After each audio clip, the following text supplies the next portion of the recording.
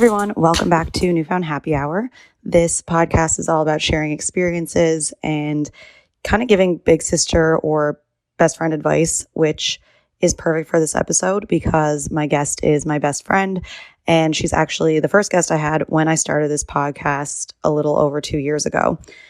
So she is a little bit over a month postpartum, and we chat about her experience from finding out she was pregnant up until now, which is life with 1 month old. And it's crazy to see your best friends become parents. I said to Sarah how I think of that scene in How I Met Your Mother where Ted sees Lily with her baby and he says, when I saw my best friend holding her newborn baby, all I could think was, oh my God, that girl's a mom. And there's like a flashback of her robbing beer from a store in college. And I will say on record that we have never done that. I also won't say that we've never stolen anything from other places like university house parties or whatever, but that's besides the point. It's just a very cool thing to grow up with someone and then watch them experience this and become such a good mom already. So I think it's good for everyone to hear these stories. Obviously, if you're going to be pregnant or giving birth yourself or becoming a parent yourself, but I also think it's good to know what your partner is going to go through, or your friends or family. So personally, I just like hearing pregnancy and birth stories anyway. So I hope everyone enjoys. This is going to be a 2-part episode. So this is part 1. And yeah, let's get into it.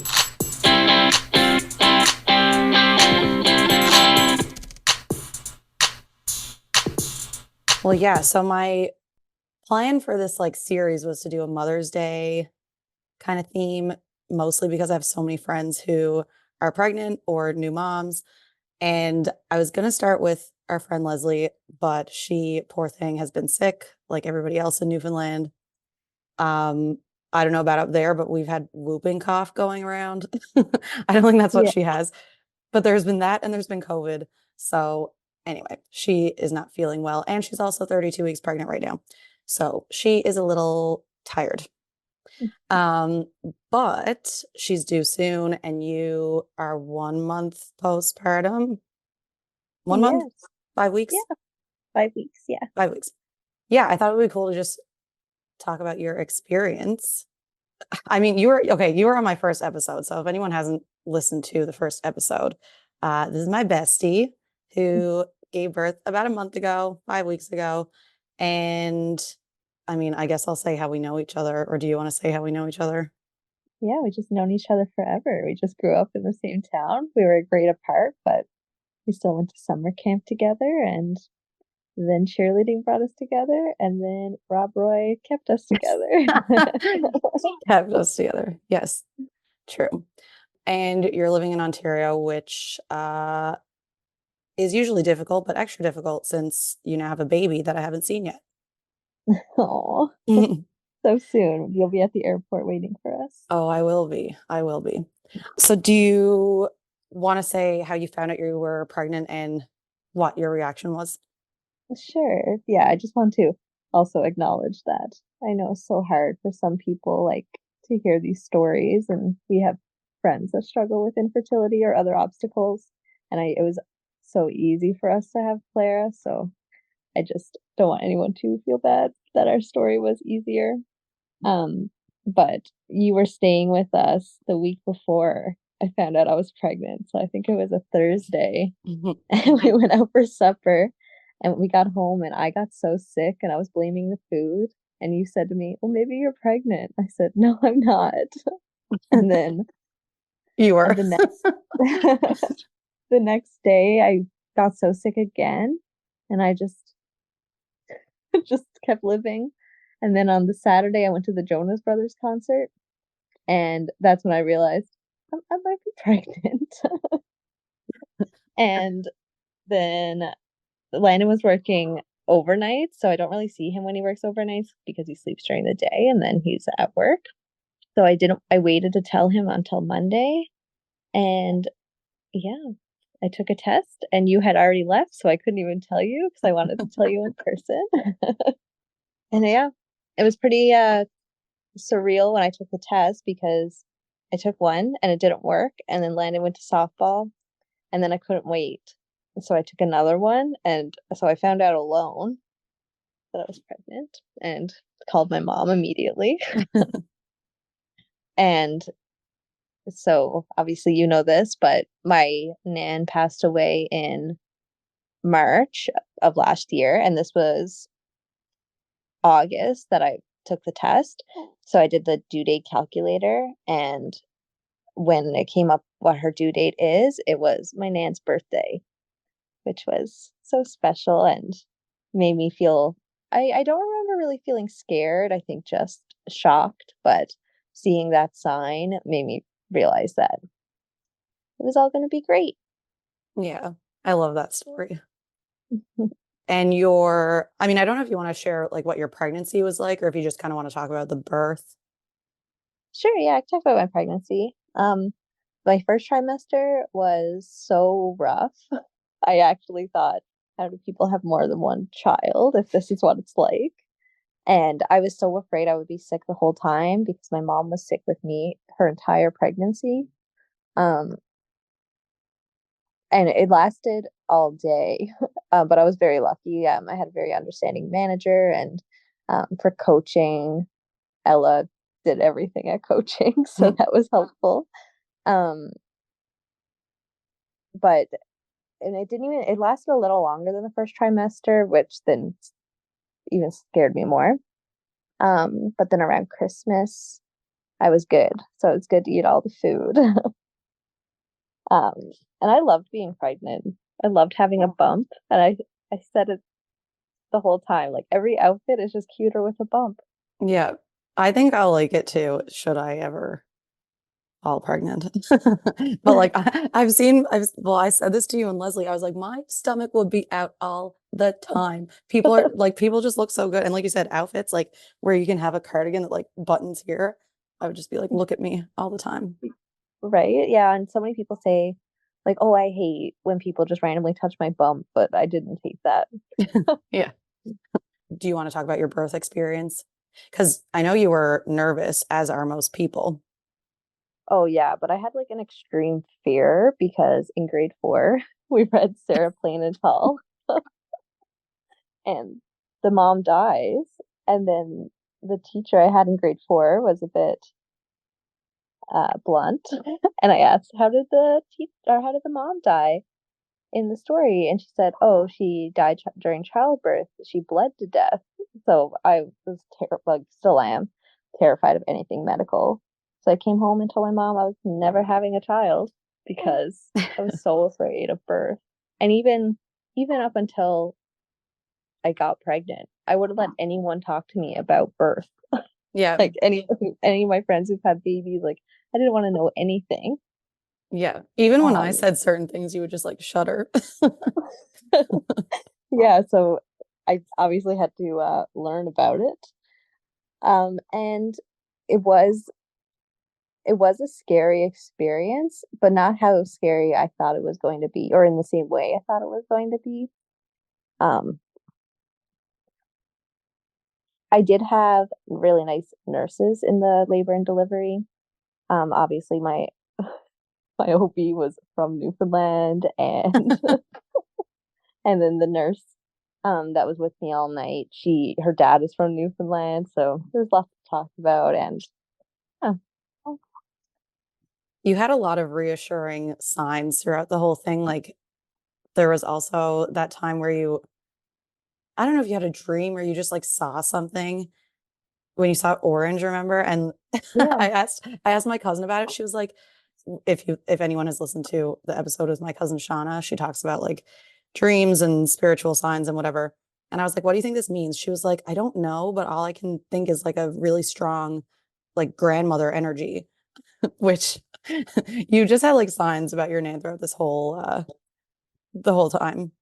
For sure. And Shauna didn't even know I was pregnant No, she didn't. when she And said she didn't that. know it was you I was talking about. Mhm. So weird. So strange, but comforting. Yes, Um, definitely comforting. yeah.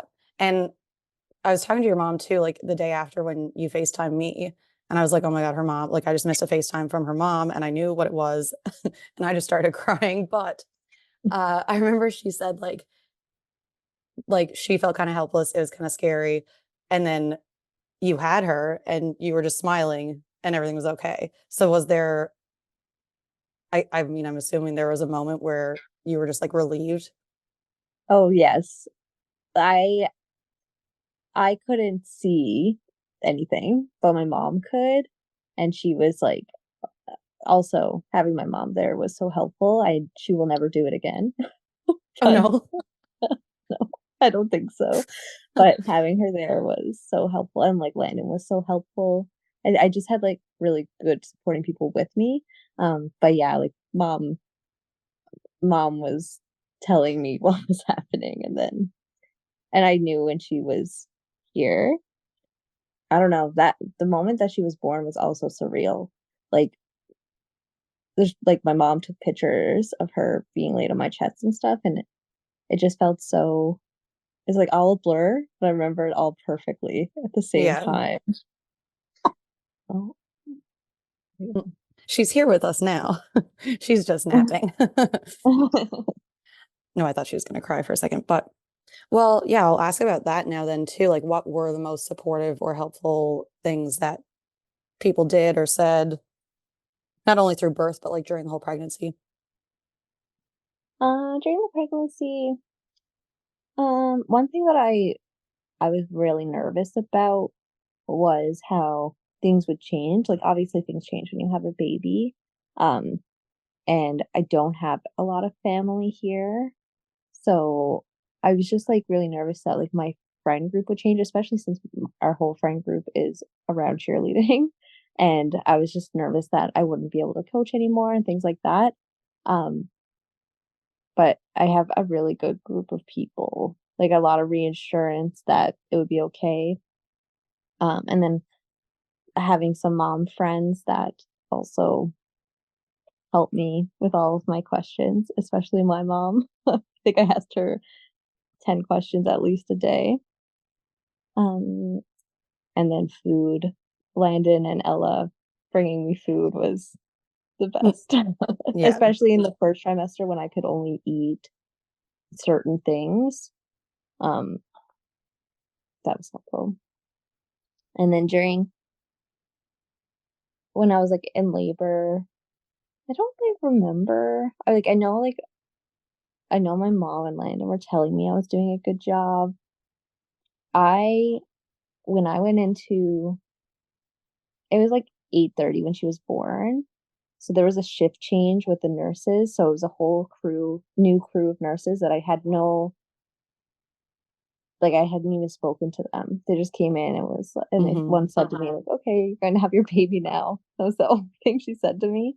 Um, so that part was hard. Like I didn't know my nurses and they didn't really talk to me, but mom and Landon were supportive, telling you you're doing a good job because you feel really helpless. Like it's something you've never done before. Hmm. And yeah. Yeah, that's fair. What is the most, on the other end of it, the most annoying or frustrating thing about the whole, not even about the experience, maybe like what people, I know there's a couple of things you said to me that people say to you that you're like, please don't say that to me. Well, I guess I don't know. What's something you're thinking of? When people tell you like, oh, just wait, or like, oh, don't hold your baby Oh too yeah, much. totally. And I think yeah, the just wait thing I think is kind of mean. And I don't know where people are trying to come from. I don't know if it's a place of, empathy. I don't know, but yeah.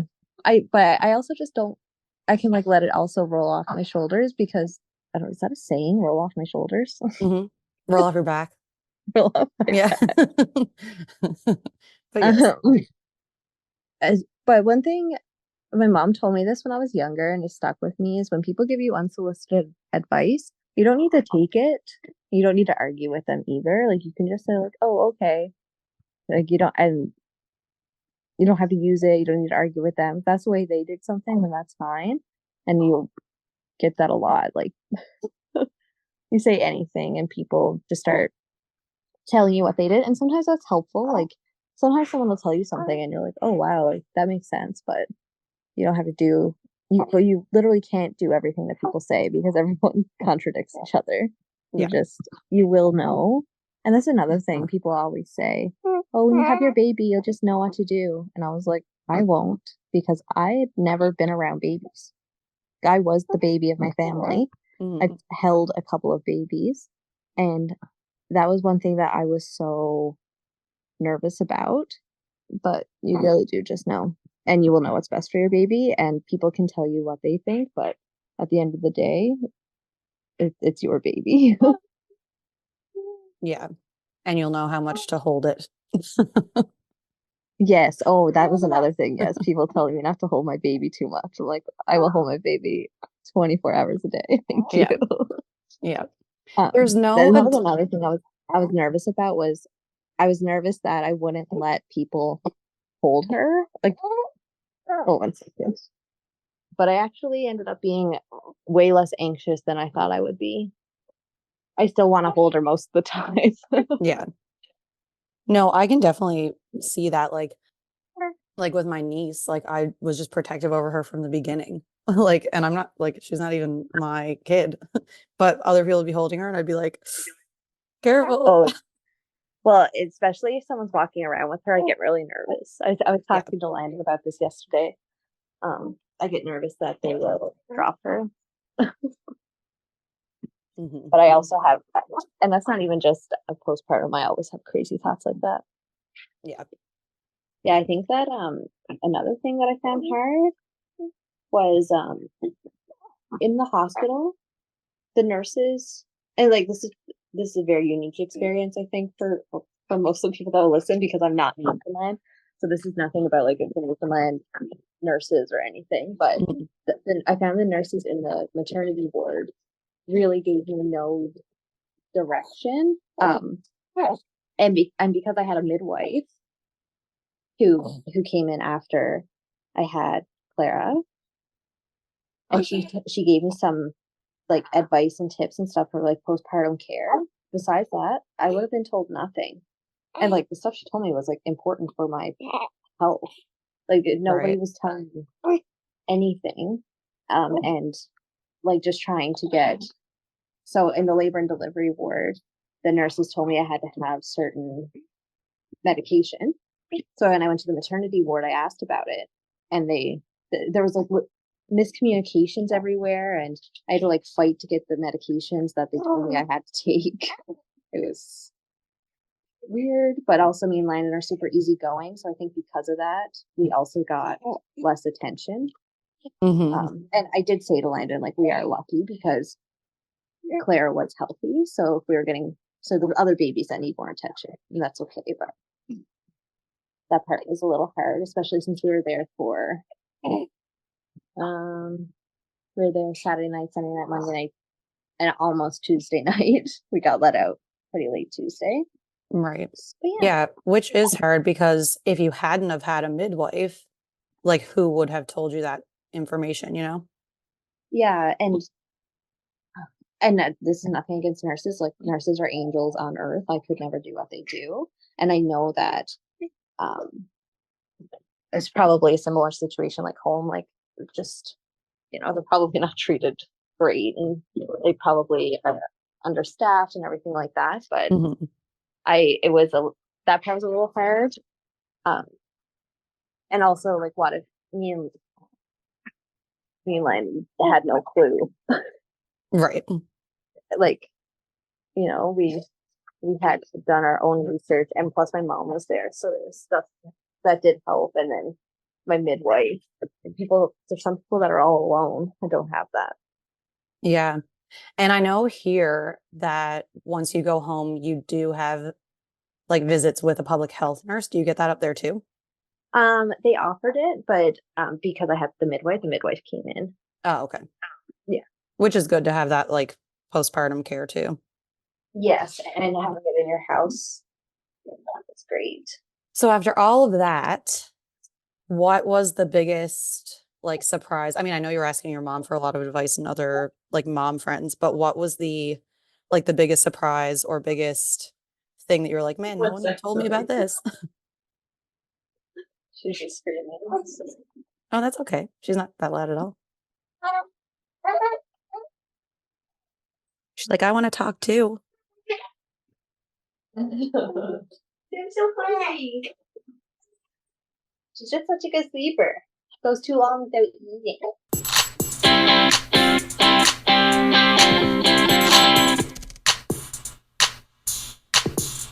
Okay, so thanks again to Sarah. You can probably hear Clara's little baby noises in the background, and I didn't want to take them out because it's it's just so cute and so real, and I can't wait to meet her soon.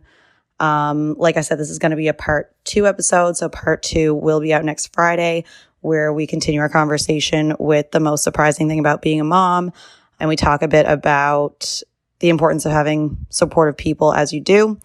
So I'm going to try and do weekly episodes now every Friday. So stay tuned for that. And I welcome all feedback or suggestions. And my guests love hearing feedback too. If you hear anything that resonates that you want to give them feedback on. But yeah, I will see you next Friday. Oh, also, if you want to check out more, you can find me anywhere you get your podcasts and at Newfound Happy Hour on Instagram, TikTok, Facebook, and hopefully soon YouTube.